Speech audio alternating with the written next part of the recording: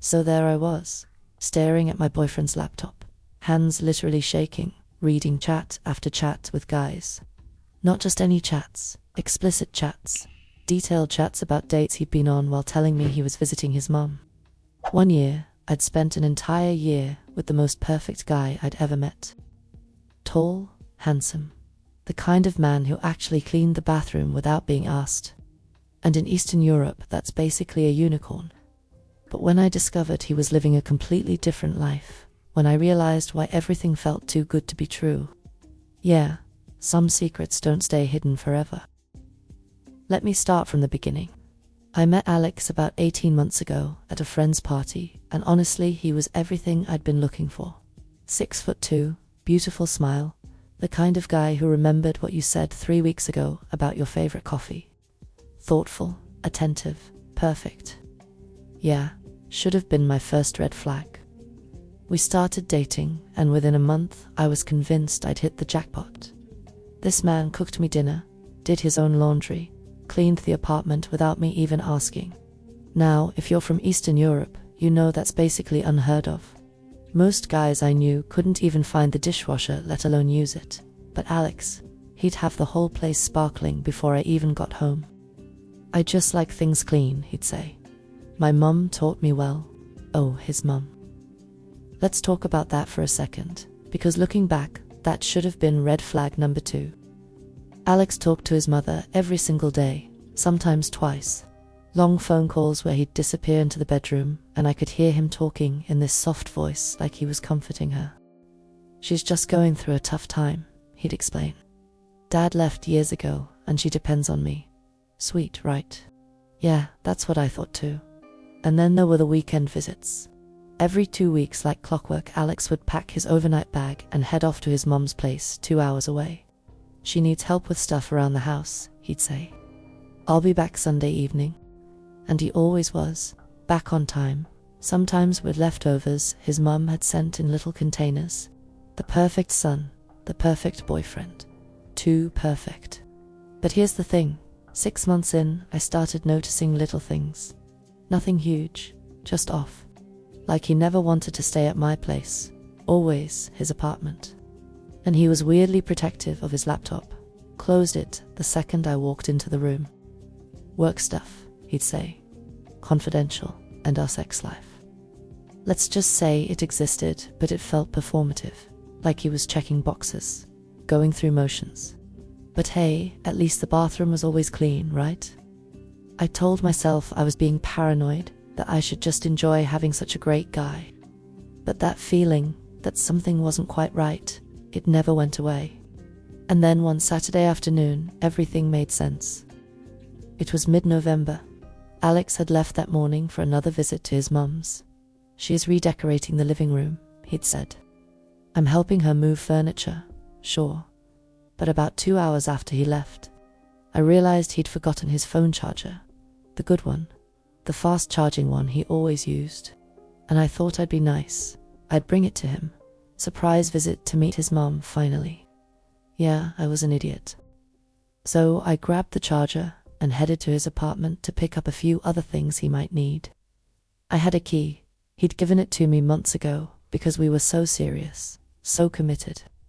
I let myself in, and that's when I saw it. His laptop, just sitting there on the coffee table, open, screen still on. And listen, I'm not proud of what I did next, but that little voice that had been nagging me for months, it got loud. I sat down, looked at the screen. Gmail was open, but not to work emails. It was open to a dating site, a very specific gay dating site. My hands started shaking. I clicked. Messages. So many messages. "Hey, handsome, still on for tonight. Last weekend was amazing, can't wait to see you again. Your place or mine." I scrolled and scrolled. Different guys, different names, different dates, all during his weekend visits to his mum, all of them. My stomach literally dropped. And then I found the photos. Him at restaurants I'd never been to. Him in hotel rooms. Him with guys who were definitely not his mother. There were details, explicit details about what they'd done, where they'd gone, how they'd... I sat there for probably 20 minutes just clicking through. My perfect boyfriend, my thoughtful, clean, attentive, perfect boyfriend, was gay, had been the entire time we were together. And you know what the weirdest part was? I wasn't just angry, I was relieved. Because suddenly everything made sense. The performative intimacy, the obsessive cleanliness, the fact that he was literally too good to be true. He was. But relief lasted about 5 minutes. Then I got angry. Because this man had spent a year using me as his cover. As his perfect heterosexual relationship, to show his family, his co-workers, whoever. I was a prop. A very convenient, very trusting prop. Oh, and his mum. Yeah, I'm pretty sure she knew. I closed the laptop, left his apartment, and started planning. Because if Alex wanted to play pretend, I'd give him a performance he wouldn't forget. Here's the thing about being betrayed. You have 2 options. Cry and confront, or get creative. I chose option 2. I went home and I did what any self-respecting scorned woman would do. I created a fake profile on the same site he'd been using. Dimitri, 28, athletic build, loved long walks, romantic dinners, and guys who lied to their girlfriends. Okay, maybe not that last part, but I made sure Dimitri was exactly Alex's type. Dark hair, nice smile, mysterious. And then I waited.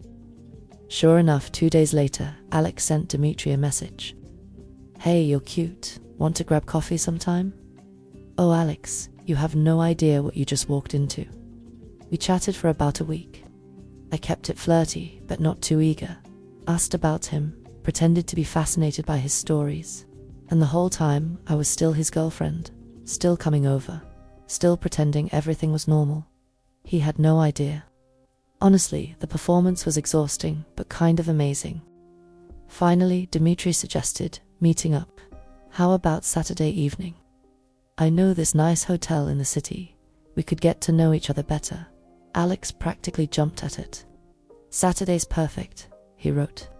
I'll tell my girlfriend I'm visiting my mum. I'll tell my girlfriend I'm visiting my mum. Yeah. So we made plans. Hotel Radisson, room 412. 7 p.m., Saturday. And here's where it gets good. That Saturday morning, Alex kissed me goodbye. Mum needs help with her garden, he said. I'll be back Sunday. Have fun, I said. Smiled, like the perfect unsuspecting girlfriend. The second he left, I got to work. I didn't book room for 12. I booked room for 13, right across the hall. And I waited.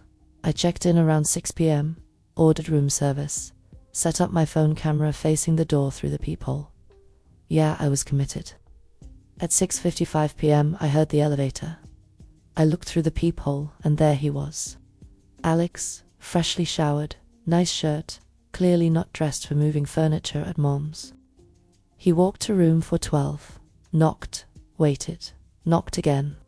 I watched him pull out his phone, type something, wait, check the time, knock again. And slowly, very slowly, the realization started to hit his face. He'd been stood up. He stood there for maybe 10 minutes texting, calling. Dimitri, of course, never answered. Finally, he left, walked back to the elevator shoulders, slumped, looking completely humiliated. And me.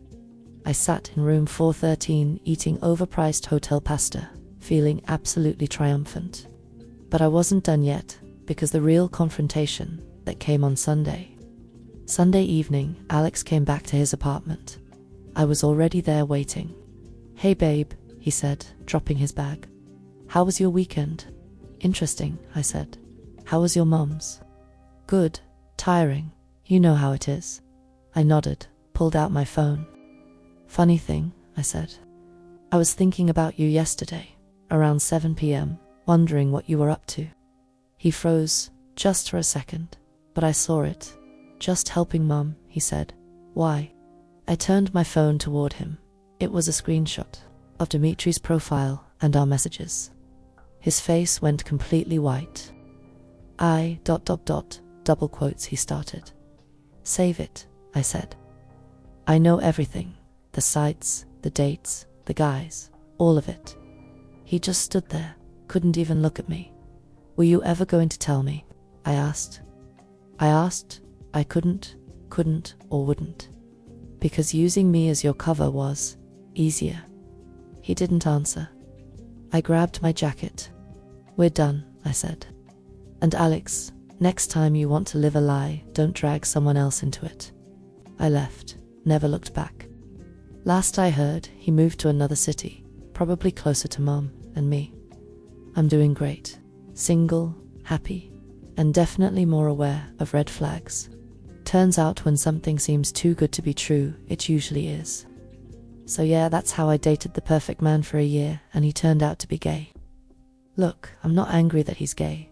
Good for him living his truth eventually. I'm angry he used me as his beard without even telling me what the deal was. The lesson, trust your gut. If something feels off, it probably is. And also, if your boyfriend is too perfect, cleans too much, talks to his mum too often, yeah, maybe ask some questions. Have you ever dated someone who turned out to be completely different than you thought? Drop your story in the comments, because honestly, I can't be the only one.